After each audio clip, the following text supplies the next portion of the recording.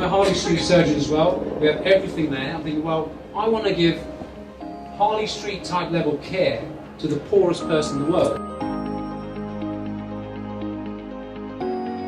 The proudest thing I want to say to you, because Mate has walked in, is we are 100% donation charity. Every little penny goes to the cause. Any costs, my wife, May, his wife, our trustees absorb those costs. So I just want to let you know that's how we want to be, and we're never going to change that one part of our charity. Thank you for coming and having me.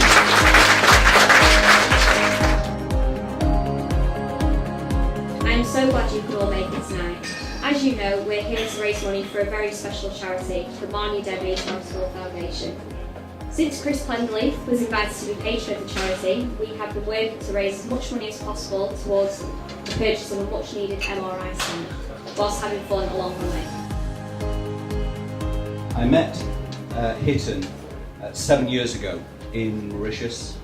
We were watching England play pre-Eddie Jones, and we sat next to each other, and at half time we started chatting, and Hitton turned round to me and said, do you play golf?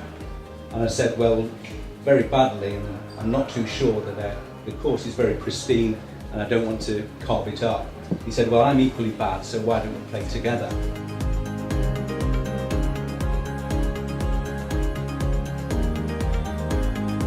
Over the last 7 years, we've become close friends, the family are sort of close friends, and he's a wonderful guy. And when he turned round and invited me to be a patron to the charity, I was very honoured by the sort of invitation. I accepted immediately. I had the idea to rope in my fellow colleagues to do the Tough Mudder, with Chris's son Dave and his apprentice also, which involves running a 5-mile assault course through 13 obstacles covered in mud. This sounded like a good idea at the time, but after testing my fitness levels with a run around my local park, I must have been sleep deprived when I made that decision.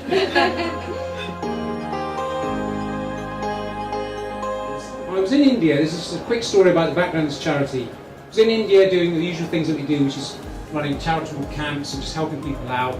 And people with no money, people with no means. And you've probably heard this a million times, but for me, it was a personal thing, because one night, walking back from a medical camp where we'd seen probably 1,000 patients that day between a bunch of doctors, and I was absolutely exhausted. But I was walking back to my room and I heard this like a shrill, like a cry. It was really horrible. It just made my back shudder. And I just went into where I heard the noise, and I just pushed the door open slightly, and I saw a family with a tiny little baby, about 15 months old. And at that time, Leith and I had a daughter, Marnie Debbie, which is the name of the charity. She was the same age. I went in, I said, what's going on? Being a surgeon, you think you can fix everything. Well, guess what?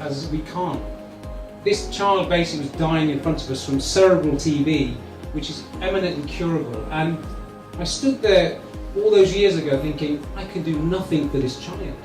So I came back, I was really upset. And when I get upset, I don't talk, I just shut it all down. So for a few weeks, I didn't speak to anybody. I was thinking, what can I do? What can I do? It was just in my head. And that's where Marnie Debbie Charitable Foundation has grown from. We now have a hospital that's been running for 10 years. We've treated over 70,000 patients. And when we first started, they were completely free of cost. We didn't charge them anything. And now our charge is 20 rupees. So for do the calculation, it's 20 pence. And you get to see a doctor, you get to get your bloods done, you get all the usual things you get here in the NHS. But we've even got a CT scanner, so we can do quite a lot there already. We have surgeons there now, we have obstetricians, we have psychiatrists, I need them regularly. It has been a great journey leading up to this event, and I would especially like to thank Peter Patel for allowing us to be part of this charity. Secondly, I would like to thank all the individuals that helped organise this event, with a special mention to the Matharu family, who have kindly donated this useful venue for the night. Last but not least, I would like to thank you all for coming and donating tonight. This event wouldn't be the same without everyone coming together to make a difference and ultimately to save